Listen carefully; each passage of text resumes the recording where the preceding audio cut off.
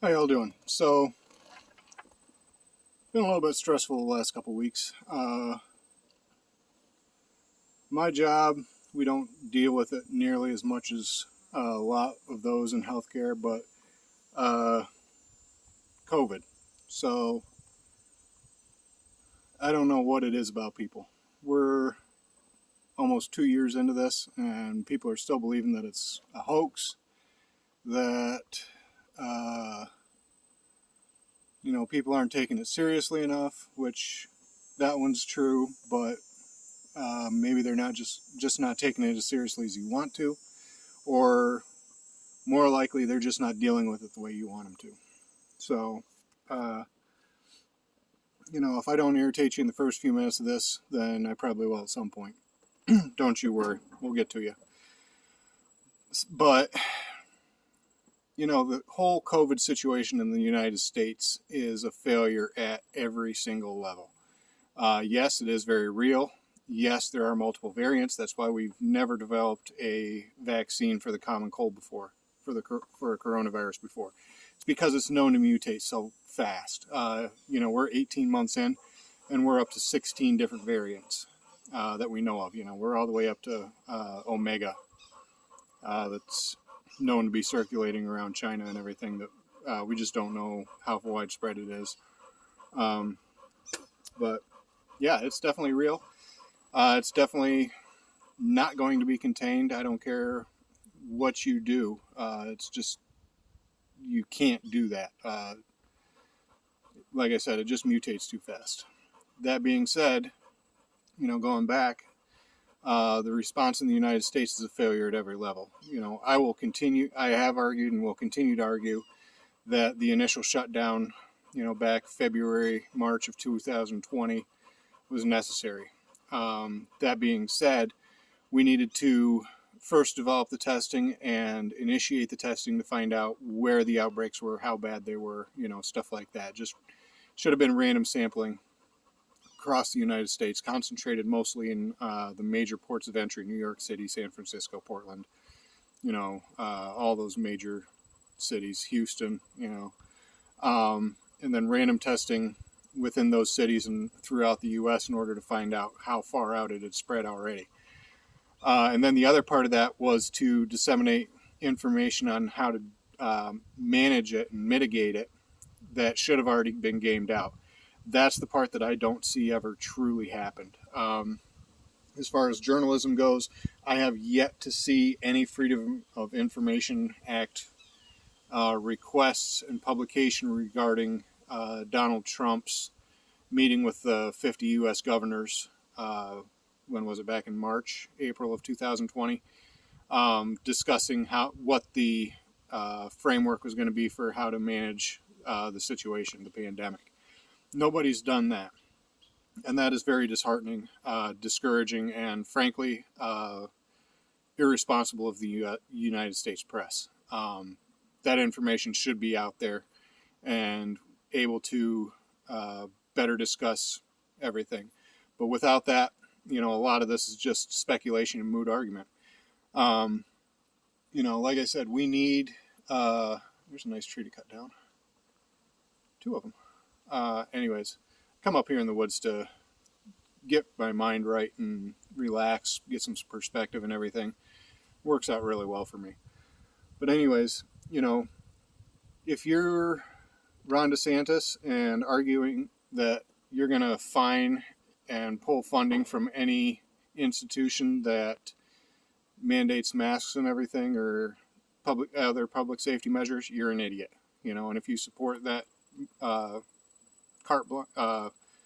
carte blanche, but a widespread approach, you're an idiot.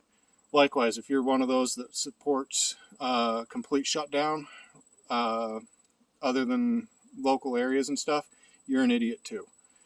And the reason I say that is, yes, this is a disease that is putting people in the hospital and straining our public health resources.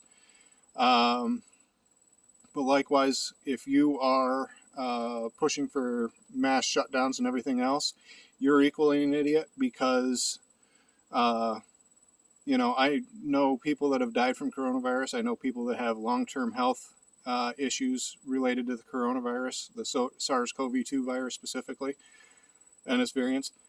But I know just as many people that have had issues with depression, suicidal attempts, deaths from suicide, abuse situations.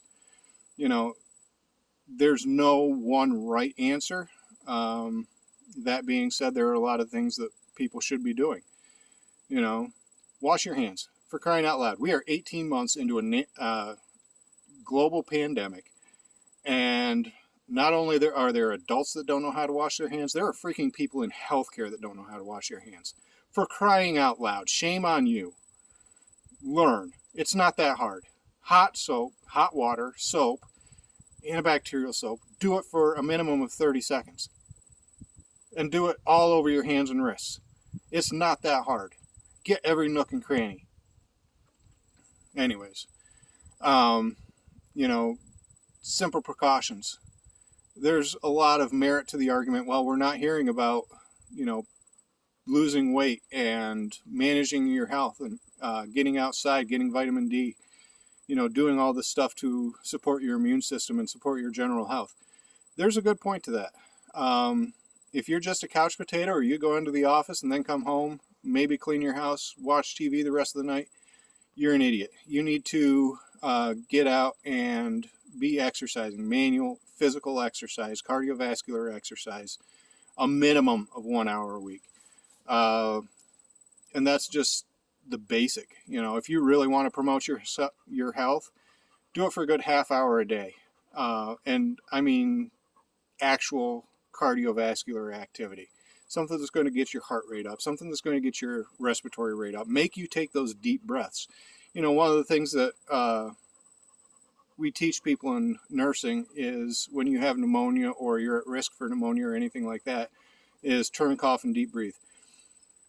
Make yourself do those activities that are going to make you take a deep, full breath multiple times and open up all those airways, all the way down to the lower part of your lungs. Yeah, it's going to make you cough. The reason for that is you're irritating the stuff that promotes sputum production and everything. And it's moving, those cilia cells are actually moving stuff that got trapped into the bigger air passages so that you can get it up and swallow it and not put yourself at risk for pneumonia. If you can't, for some reason, get out and exercise, first of all, that's a misnomer. You can always do, even if you're wheelchair bound, unless you're quadriplegic, you can always be doing something that is going to promote that deep breathing. You've got different arm and I can't remember the term right now.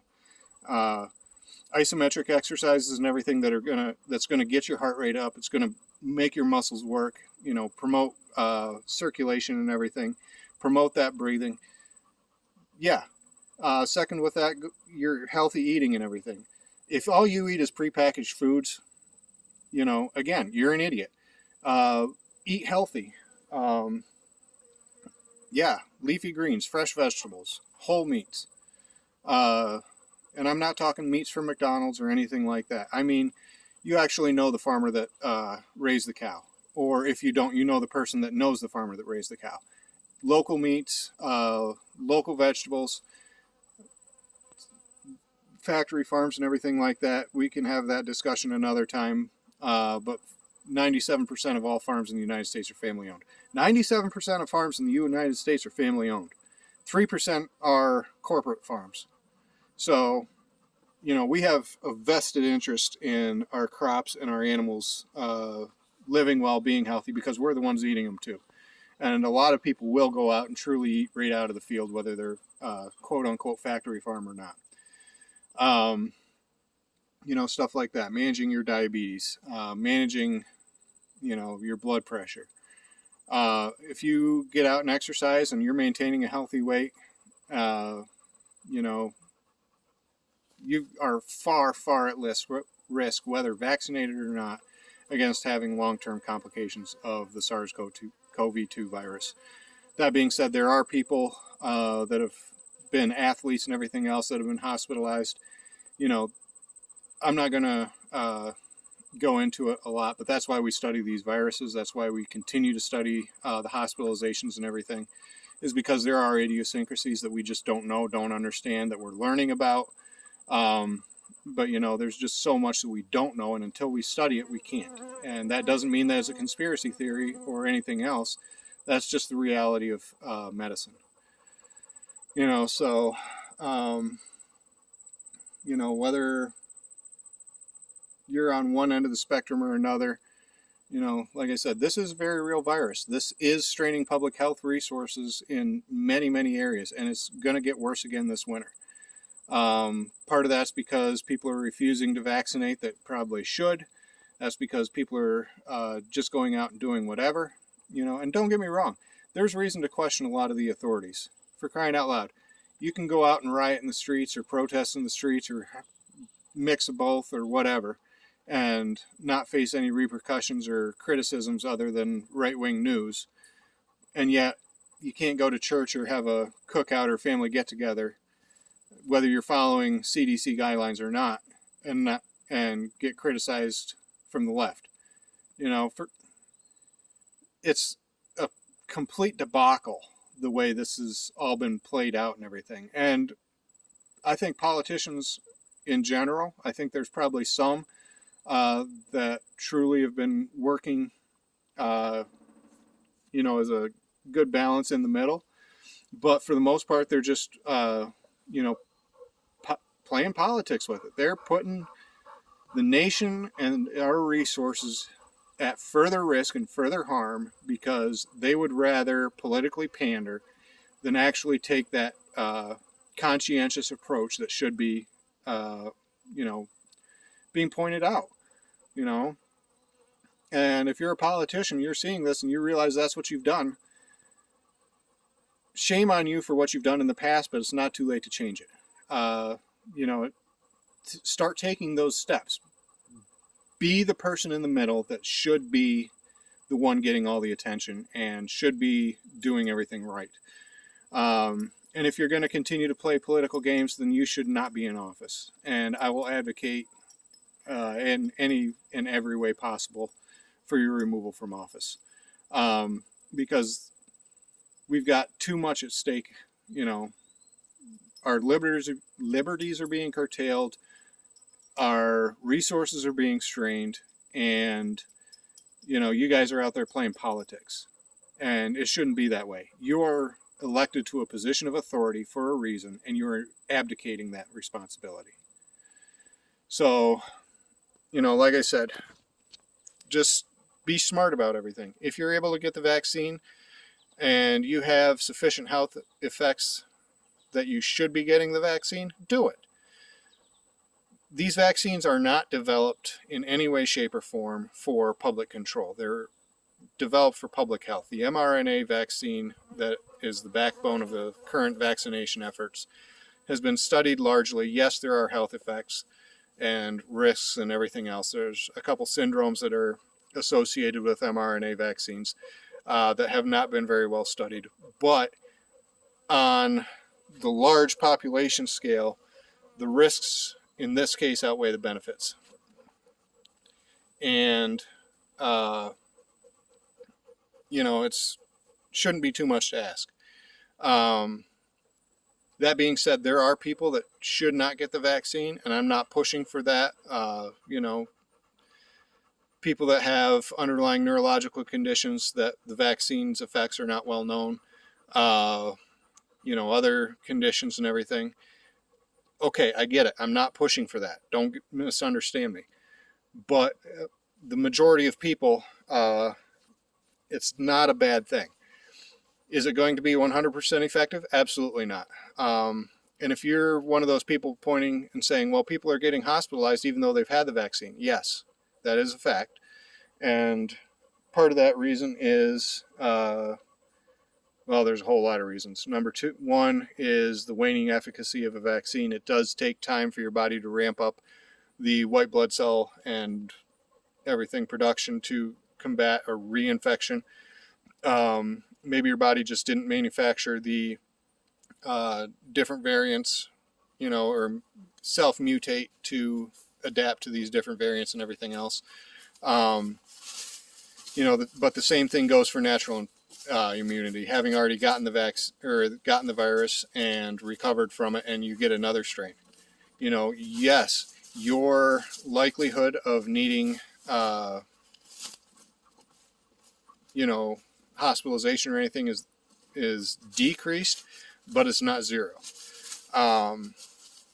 And our focus should be on those that, number one, are at high risk. Number two, have not had an infection yet. Once we get all that, then we can make the discussion for a lot of the other vaccine candidates and everything. But, on the whole, I don't think the vaccine's, number one, dangerous. Number two, anything to be concerned with as far as like from a controls perspective. However, that being said, yes, vaccine passports and everything else, you're denied entry at the government level for different activities or business or anything else. No, that is absolutely 100% government overreach. For now, healthcare and everything else, yes. I would argue that, yeah, it is, from a legal perspective, not outside the legal realm to not allow healthcare providers that have not received the vaccine and refuse the vaccine without an underlying good reason from being employed. We have to have meningitis vaccine and all the others, hepatitis vaccine and everything else. So why argue against the SARS-CoV-2 vaccine? But anyways, everybody knows I'm not a big fan of being in close proximity to people if I ain't got to. That's not a bad thing. I don't think, obviously. But family, yeah, there's no reason not to be around, your close family, aunts, uncles, and everything else, unless there's a specific reason why you shouldn't. Friends that you've hung out with routinely all the way around, yeah, get together with them. But there's just way too much at stake, and the middle's not being advocated enough. So, take your time, take care, wash your hands, learn how to wash your hands, and stay safe, everyone.